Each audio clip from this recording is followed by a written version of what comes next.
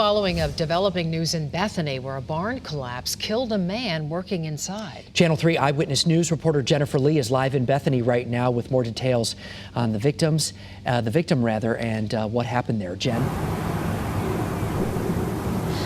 Well, Mark, this is just a heartbreaking situation. Just within the last half hour, state police released the victim's name. They say the victim is Hoyster Pacheco Ataide, a 38-year-old husband and dad from Danbury. And I'm going to step out of the way so you guys can take a look at what's now left of the barn that fell apart while he was working inside this morning. There are still just so many questions about how this could have happened.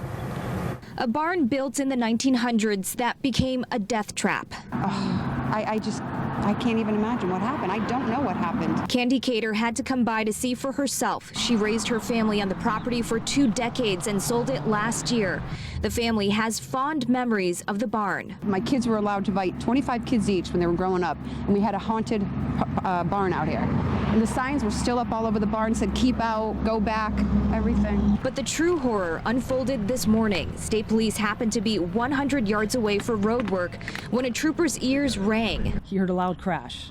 He was met by a male subject who came out yelling for help. State police say a contractor hired to fix up the old barn died beneath the rubble. The first select woman says the victim is a dad to school-aged children. It's heartbreaking. I mean, it's just heartbreaking to see that, a pile of rubble, and you know that there's a young man lying under there.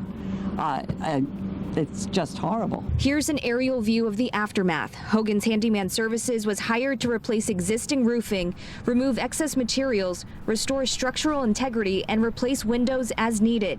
Gary with Hogan's Handyman says, quote, "We're heartbroken for the loss of him. We're just heartbroken." The lawyer for the current homeowners tell Eyewitness News they are deeply saddened by this horrible tragedy. They send their deepest sympathy and condolences to the family and friends of Mr. Pacheco. Now, all day, up until minutes ago, we have been going back and forth with the town of Bethany, as well as lawyers for the homeowners here in Bethany, and we have just learned that a building permit was issued. There was a permit for this work to be done here at the barn, and as you can see, it was further broken down after that collapse for safety reasons.